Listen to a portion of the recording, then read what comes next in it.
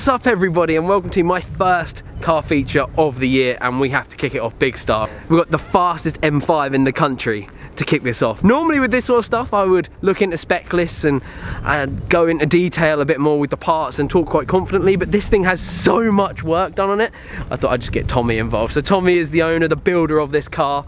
So sir, please can you show us around and give us a little tour of your absolutely insane car. So can we start off with some specs? So you said it's the fastest one in the UK. Yeah, I went to VMAX last year and I got 213.9 mile an hour at VMAX as like the top speed. So I actually was racing along a McLaren 720S that was tuned and mapped, and I beat him, which like, felt pretty good. And 171.5 mile, but with traction issues, so I'm hoping that I can actually get a better terminal through the half mile as well. Yeah man, so what power figure are we looking at with this? It's 1,000 brake now, yeah. 1,000 brake horsepower. It's absolutely insane, but it looks amazing too. Like, it looks like an absolute beast, but my favourite thing about it is that it's subtle. Yeah. It's subtle too, so you've got the big wheels and you obviously see the huge brakes, and the one thing I really want to point out quick so I don't forget is that even these tyres have got like a carbon effect on them. And you'll see that as like a theme through the carbon fibre, and we've got the little carbon fibre front lips on the bumper too. But other than that, it looks like a relatively standard car, apart from having your tuning company, Velocity Tuning, written down the side of it too. I mean, it must be insane for you to have, it's not a sleeper, it's an M5. We understand they're very fast cars anyway, but like, it must really surprise a few people. Yeah, definitely. People know it's going to be fast, but they don't normally know how fast it's going to be, so you can still surprise people. So do you want to talk us around some of the stuff you've done and the mods that are on it? So like literally the latest modification that it got was just a ceramic coat, and I'd never had one of those done before, and so that's why it looks so shiny. But to get into the proper stuff, it's got 660 crypto wheels on them, so they're like a lightweight forged rim. It's for the suspension, it's got H&R springs, and it's got a H&R front roll bar, so there's less roll on it, and it's got the competition suspension settings in it. For the rest of the drivetrain, it's got drive shafts, so they don't snap. The diff mount's been braced on it, and the clutch packs in the gearbox have been upgraded as well, and it's got a billet sump on the gearbox to try to keep it cooler. That's awesome. That's pretty much the drivetrain bits. I see you've got a stud conversion on there as well. Yeah, got a stud conversion. Let's get in there and show the people what I mean by that. So BMWs normally come with, they're like bolts. Yeah, so you've converted it to this, so yeah, I've got a few sets of wheels because I've got like some Mickey Thompson drag radials for the back, and I've got another set of tyres with R888s all around, like for track days and stuff. So yeah, it's easy just to be able to switch them around. So I should just quickly say, obviously, the people will have seen this car already on YouTube, probably, because Ricky from Living Life Fast did it. So Tommy and me live really close to each other. You literally, your office is like 5 minutes from my house. So we were talking, and you said you'd done some updates on it, and I was looking for cars to feature, so I thought, well, why not, you know, show the people the updates, because there has been some changes since the last video, right? Well, the biggest thing was that VMAX. A lot of people doubted the power of the car, to be honest with you. I was thinking, no, you can't do that, because it's still on its stock engine. I haven't actually forged the engine, and since then I've been to VMAX and sort of proved its worth, really, and things like the anti-roll bars, and it's got a full titanium exhaust system on it now, and yeah, just a few bits here and there, and obviously achieved a lot more with it. And you said it was is it an Arkapovic? Did I say that correct? Well, I say it wrong, so anyone that's not watching this in England will probably put in the comments that I'm an idiot, but yeah, Aquapovic. Aquapovic, okay, it's our accents, we're from Essex, we get away with it, right? We can't talk properly. So yeah, it looks absolutely incredible, and you said it hit like 214 miles an hour, 213. Yeah, 220 on the dash, 214 for the speed trap. That is absolutely incredible. So I'm going to do my bit now and have a little wander around and talk about what I like, if that's all right. I love the wheels, I think they look amazing. How do you know how much they weigh? I don't know how much they weigh, but I know they're 1.5 kilos lighter than OEM. Okay, cool. So we'll have to work that out. Yeah, that's awesome. I love these. I wanted these for my M3, this style lip, because I don't think it's too encrosive, is that the word? You know, like in your face. It's nice and subtle, and yeah, like nice and subtle, and I just think it works an absolute treat. I love the colour of this car. It's absolutely beautiful, and obviously because it's so clean, we can show you like in the sun how it changes. It's absolutely gorgeous.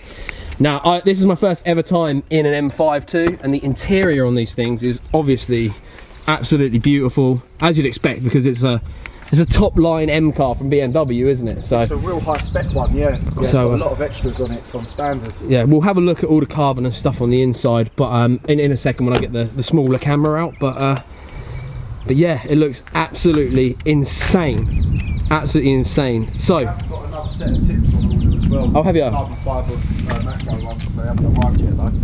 there we go. There's the exhaust.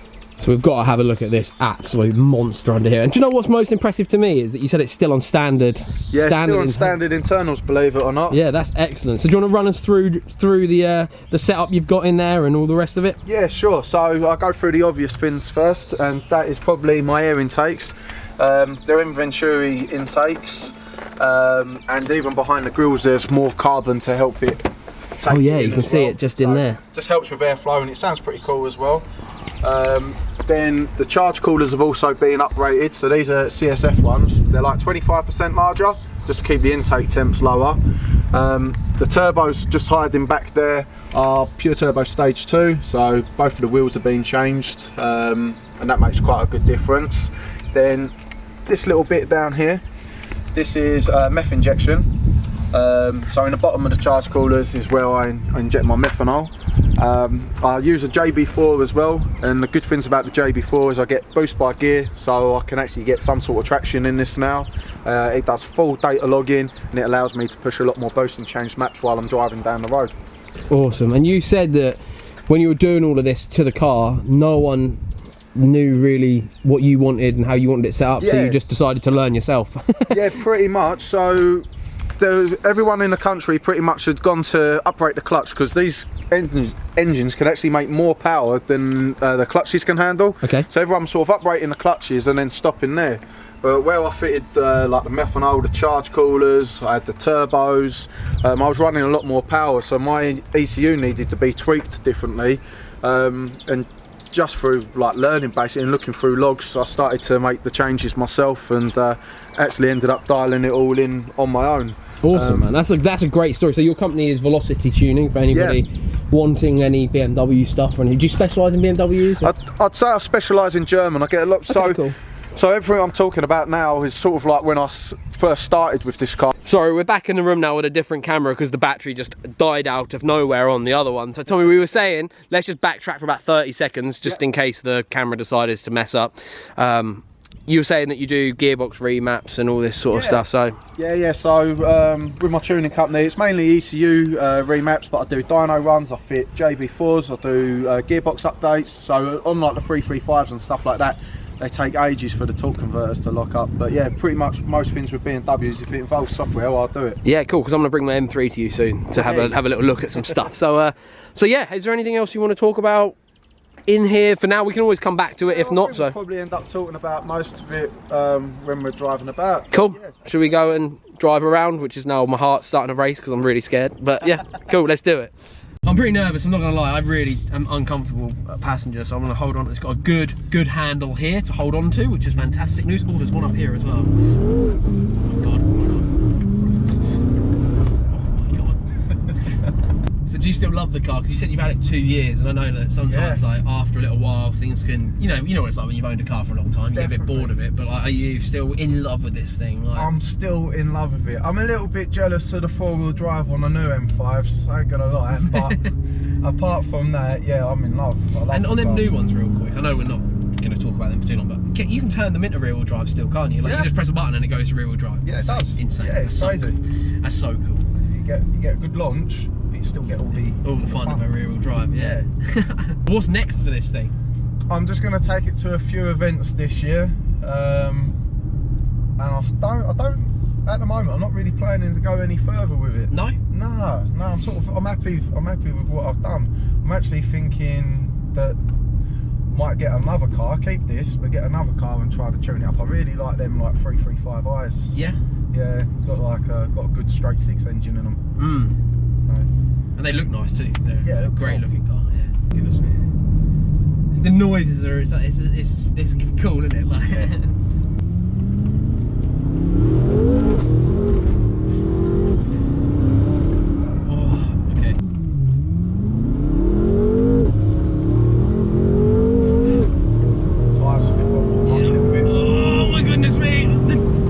forces are insane, like the G forces or whatever that was.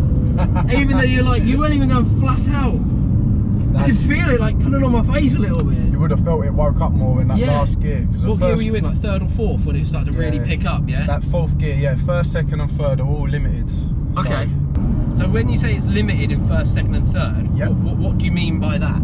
So the amount of boost the turbos make. Okay, and why? Because I can't get no traction. Okay. Yeah, so it's actually quicker to have less power. Okay. Even with it limited then, because the tyres are still relatively cold, the traction control system is still kicking in. But I understand. when I go to events or anything, I have the traction fully off. So really, the boost bar gear is really handy for me. Instead of me trying to feather it, it just does it itself. Yeah, sweet. So if we get into fourth gear and you plant it, we'll feel it massively, will we? Okay, cool. Well, let's try. I can turn it all off, but you just wheel spin. So. And in fourth, flat out, it'll be about 70, won't it? So we'll be alright on a dual carriageway. Yeah. The car actually at the top of 7th gear is 70 miles an hour. That's literally the luckiest thing ever. It's cool, isn't it? It's wicked. Hey. So we've got a data log here on your phone. I'll put some boost through it. So you got cool. both the turbos there. Go on then.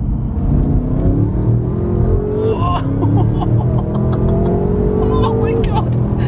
I can't hold my head up.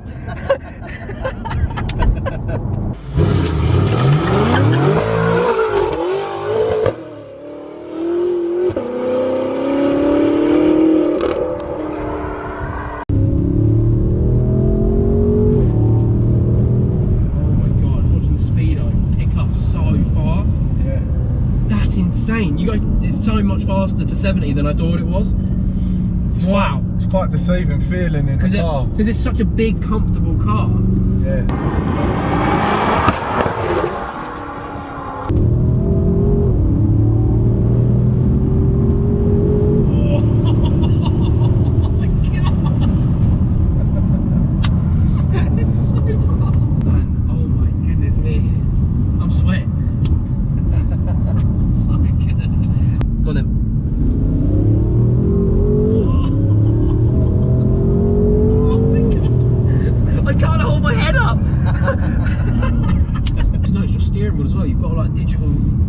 When we pull over again, I'll have a proper look at that, show people around the interior a bit more. Okay. This car is absolutely beautiful.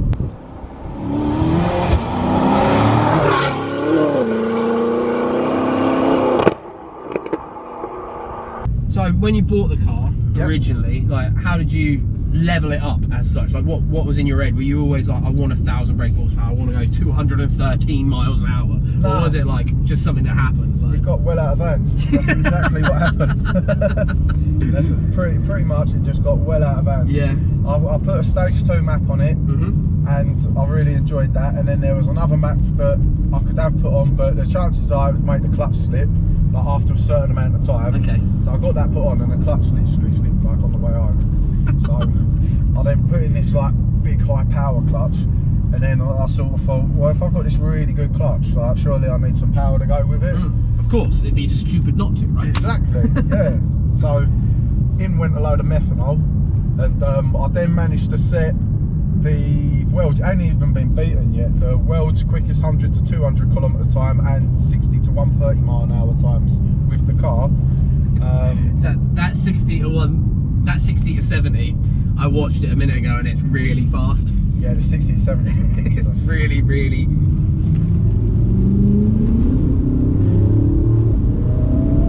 my god, it's just so chaotically fast.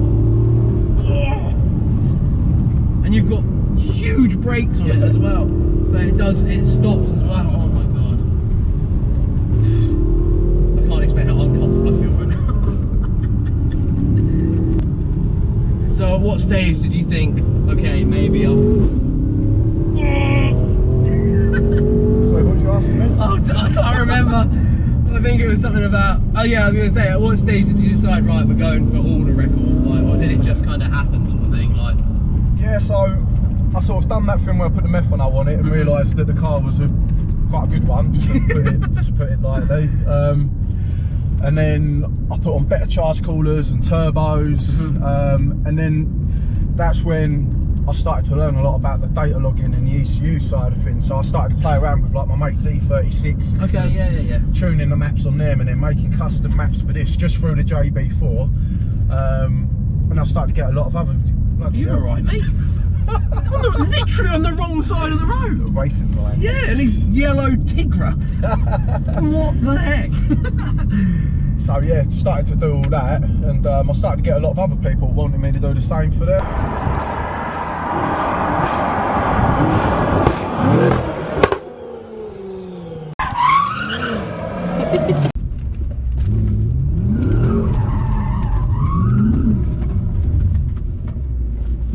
We are now in the cockpit of the whip with Tommy over here. I just really wanted to show some people, like, so you've got on your phone here, you've got the setup that you can adjust the map live. Like, I watched you type in a map that you did specifically for this, which is amazing. The dials on the M cars are all, they're stunning. Like, it's a stunning car. Like, but I want you to talk about the steering wheel for a second, because I noticed up here, If I press them, like, you've got, like, is it temps and stuff on there? And yeah, it's got loads of stuff on it. It can show you your water temperature, your oil temperature. It's even got a G-force meter in it. Oh really? That is so cool. Timer for track, that sort of stuff. That is so cool. Pretty cool. Oh, that'd be ideal, because loads of tracks on track days don't let you do timing. Exactly. So you can time it yourself. Oh, that's so cool. And then these bits here. Oh, let's just do that again. Oh, I love that. That is awesome. So you got loads of carbon fibre all over it as well. And you said you're going to change these for the Alcantara, right? Yeah, that's right. Yeah, changing them bits over to Alcantara. The car's got like really good spec from factory anyway. These seats here, they've got like aircon in them. I know, I've got mine on. I've just got it on there. It's nice and cooling on my back, yeah. But no, it's a lovely car, and you can obviously use it because you've got a son as well, so you want to. I've got a 5-month-old baby, yeah, and I drove him home from the hospital in this car. Love that. I was really proud of it. Yeah, that's cool, man. So I'm just going to hop out and have one more quick look around, so I haven't forgotten anything, if that's all right with you. Yeah, sure. Listen to that on tick over. You go back a couple of steps, I'll give it some. Oh yeah.